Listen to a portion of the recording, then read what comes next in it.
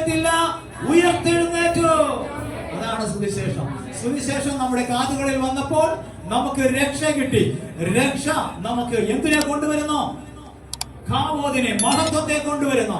യേശുവിന്റെ മഹത്വം ഇതിനകത്ത് നിറയട്ടെ. എന്റെ ദൈവമോ ഈ നമ്മുടെ പറഞ്ഞ എന്റെ ബുദ്ധിമുട്ടൊക്കെയും തന്റെ ധനത്തിന്റെ മഹത്വത്തിന് ഒത്തവണ്ണം ക്രിസ്തു യേശുവിൽ പൂർണ്ണമായി തീർത്ത് തരും. അത് ഫിലിപ്പിയർ എഴുതിയ ലേഖനം 4-ാം അധ്യായം 19-ാം വാക്യത്തിൽ നമുക്ക് വേണ്ടി ഒരു വിശ്വസിക്കാൻ വേണ്ടി പ്രോമിസ് ആക്കി തന്നെയാണ്. അവൻ എന്നേക്കും മഹത്വം. അടുത്ത വാക്ക് അങ്ങനെയല്ലേ പറയണത്? അവൻ എന്നേക്കും മഹത്വം ഉണ്ടാകട്ടെ. മഹത്വം. കാരണം എന്താ? മഹത്വം പ്രാപിക്കാനാണ് വിളിച്ചത്, നശിക്കാനല്ല വിളിച്ചത്, മഹത്വം പ്രാപിക്കാനാണ്. കൈകൊടുത്ത് പറഞ്ഞേ, നശിക്കാനല്ല, മഹത്വം പ്രാപിക്കാനാണ്. മഹത്വം പ്രാപിക്കാനാണ്. Hallelujah, hallelujah. യേശു ദൈവം ആത്മാവാണവൻ, ആത്മാവായവൻ ആകുന്നവൻ. അവൻ ജഡമായി, ജഡം ഉയർത്തെഴുന്നേറ്റപ്പോൾ ആത്മാവായി.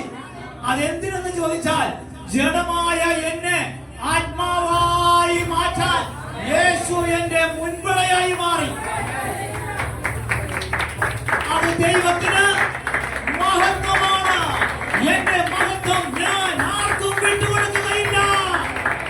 ദൈവത്തിന്റെ മഹത്വം ആരാ? ദൈവത്തിന്റെ ഭൂമിയിലെ മഹത്വം മനുഷ്യനാ. ആദാം ദൈവത്തിന്റെ മഹത്വമായിരുന്നു. അവന് മഹത്വം നഷ്ടപ്പെട്ട ആദാമിന് പകരം ദൈവം യേശുവിനെ തന്ന ദൈവം നമ്മെ യേശുവിൽ എല്ലാവരെയും കൂടി മഹത്വപ്പെടുത്തുവാൻ പ്ലാൻ ചെയ്ത സ്ഥലമാണ് സഭ. സഭയെ ഓർത്ത് ദൈവത്തിന് മഹത്വം കൊടുത്തേ. ഈ മഹത്വം കൊണ്ട് നീ വീട്ടിലേക്ക് ചെന്നാൽ നിന്റെ വീട് ദൈവത്തിന്റെ മഹത്വം ആരംഭിക്കും. നിന്റെ മഹത്വത്തിൽ വളരുന്ന മക്കൾ സമൂഹത്തിലേക്ക് ഇറങ്ങിയാൽ രാജ്യമായി തീരുവാൻ ദൈവമഹത്വം അവരോട് കൂടെ ആദരിക്കും. ദൈവമഹത്വം കാവോത്, കാവോത് ദൈവമഹത്വമാണ്. ഭാരമുള്ളതാ. എന്താണ്? അവന്റെ വിശുദ്ധി. അവന്റെ വിശുദ്ധി എനിക്ക് അനുഗ്രഹമാണ്. അവന്റെ സ്നേഹം എനിക്ക്, അവന്റെ സമാധാനം എനിക്ക്, അവന്റെ സന്തോഷം നിനക്ക്, അവന്റെ ഐശ്വര്യം നിനക്ക്, അവന്റെ സമ്പത്ത് നിനക്ക്. ഓട്ടക്കളത്തിൽ ഓടുന്നവനെല്ലാം നമ്മൾ ഓടും. പക്ഷെ നമ്മുടെ ഓട്ടത്തിനോ അവന്റെ ഓട്ടത്തിനും മധ്യേ ഒരു മഹത്വമുണ്ട്, ഒരു മേഘം, ഒരു ഗ്ലോറി ഉണ്ട്. ആ ഗ്ലോറി നമുക്ക് അനുകൂലമാണ്. ആ ഗ്ലോറി ഫറവോന്റെ കാലത്ത് ദൈവജനം കണ്ടതാണ്. ആ ഗ്ലോറി ഫറവോൻ കൊല്ലാൻ ഓടിച്ചിട്ട്, ഫറവോൻ കൊല്ലാൻ പിറകെ പിറകെ പിറകെ. ഫറവോന് എന്ന് പറയുമ്പോൾ നിങ്ങൾ അങ്ങോട്ട് പോയാൽ മാത്രം പോരാ, ഇങ്ങോട്ടും വരണം.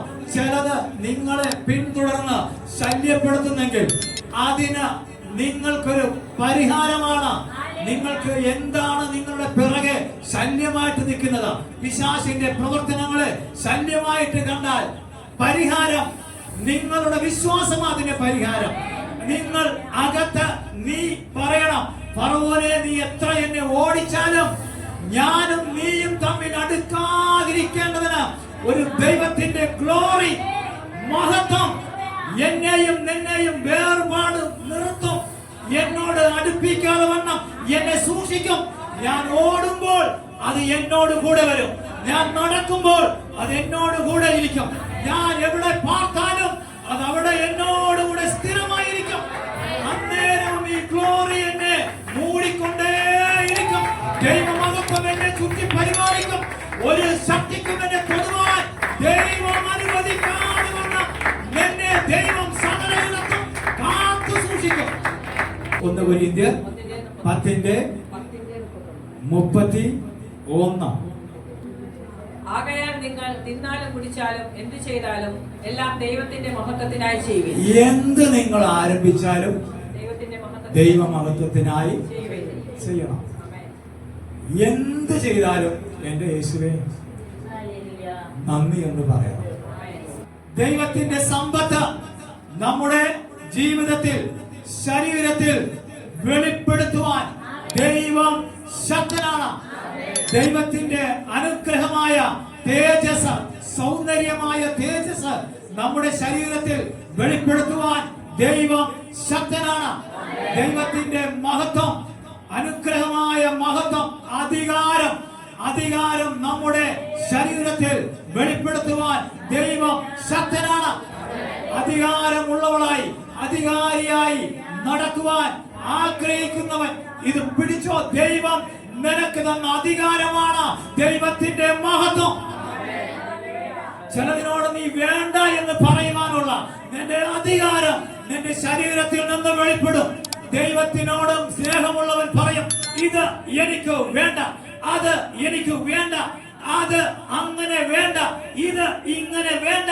അധികാരം വെളിപ്പെടും. പിശാചുക്കളുടെ മേലെല്ലാം അധികാരം നീ കാണിക്കുവാൻ ദൈവം നിന്റെ മേൽ മഹത്വം തന്നിരിക്കുന്നു.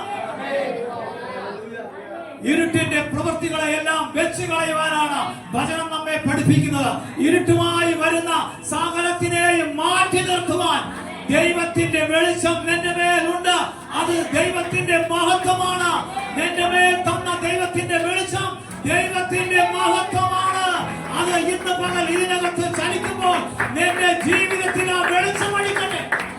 യേശുവിന്റെ രക്തത്തിന്റെ ജയം അടിക്കട്ടെ. ഹല്ലേലൂയ. യേശുവിന്റെ വെളിച്ചമാണ് നമ്മൾ. കൈകൊടുത്ത് പറ, യേശുവിന്റെ മഹത്വമാണ് നമ്മൾ. ഇസ്രായേൽ ജനം ഹല്ലേലൂയ ഇറങ്ങി പുറപ്പെടുന്നതിന് തൊട്ടു മുൻപ് അവർ ആ വീടിന്റെ കട്ടിളക്കാലിൽ മേലും കുറുമ്പടി മേലും രക്തം തളിച്ചു. എന്നിട്ടാണ് അവർ അതിനകത്ത് ഇരുന്നത്. പുറത്ത് ദൈവത്തിന്റെ ന്യായവിധി നടക്കുമ്പോ അകത്ത് ഈ രക്തം കൊണ്ട് ആ കുടുംബം സംരക്ഷിക്കപ്പെട്ടു. നിന്റെ കുടുംബം, നീ വൈകുന്നേരം ഇരുന്ന എന്റെ യേശുവേ, നിന്റെ രക്തം, കുഞ്ഞാടിന്റെ രക്തം ഞങ്ങൾക്ക് വേണ്ടി ഒഴുക്കി തന്ന ദൈവകൃപയെ ഓർത്ത് ഞാൻ നന്ദി പറഞ്ഞ് സ്തോത്രം ചെയ്യുന്നു.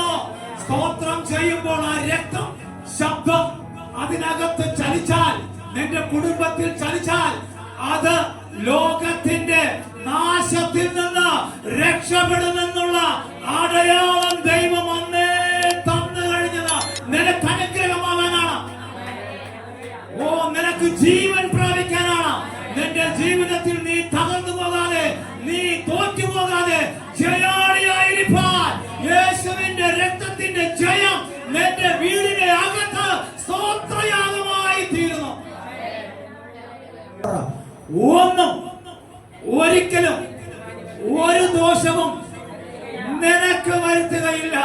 യേശു പറഞ്ഞതാണ്. കൈകൊടുത്ത് പറഞ്ഞ്, യേശു പറഞ്ഞതാണ്. ഒന്നും ഒരിക്കലും ഒരു ദോഷവും നിനക്ക് വരികയില്ല. കാരണം അധികാരം തന്നവൻ വിശ്വസ്തൻ.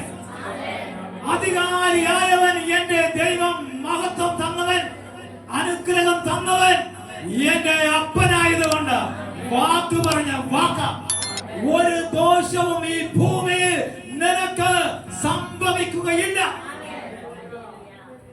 കൈകൊടുത്ത് പറഞ്ഞ്, ഇത്രയും ഓഫർ പോരെ, ഇത്രയും ഓഫർ പോരെ. പേടിക്കാതിരിക്കാൻ ഇത്രയും ഓഫർ പോരെ.